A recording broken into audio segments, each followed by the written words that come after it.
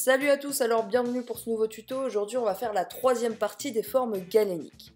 Alors bien que nous ayons vu précédemment des médicaments qui s'administraient essentiellement par voie orale, tels que les comprimés, les dragées, les gélules ou les sirops, il faut savoir qu'il existe une voie appelée parentérale. Cette dernière fait en général référence à une forme injectable. La forme galénique de la substance active pour cette voie sera en général liquide ou plus rarement en suspension. Le soluté doit être stérile et apyrogène, c'est-à-dire qu'il ne produit pas de fièvre, et ne doit pas contenir de particules en suspension ou encore provoquer des lésions. De plus, il doit être au même pH et à la même pression que les liquides de l'organisme. Les solutions doivent être conservées dans des flacons et ne doivent pas être en contact avec l'air.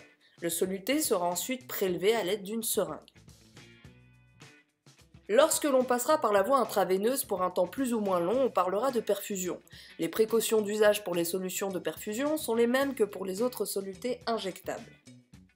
Dans le cas des muqueuses de l'organisme en contact avec l'extérieur, telles que l'arbre respiratoire, on pourra vaporiser les molécules de notre soluté sous forme d'aérosol. Un aérosol est une dispersion de particules liquides ou solides dans un gaz tel que l'air par exemple.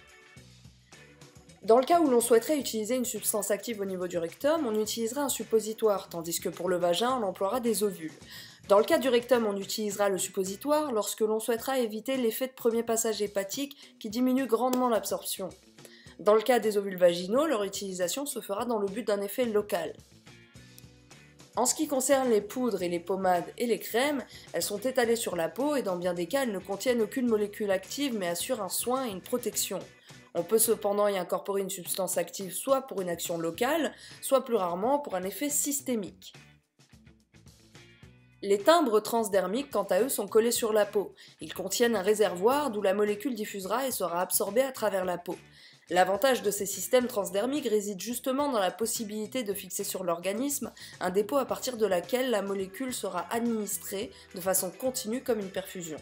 Cette voie va nécessiter des molécules capables de traverser la peau, agissant à faible dose et ayant une fenêtre thérapeutique assez large puisqu'il n'est pas possible d'ajuster la dose pour chaque malade.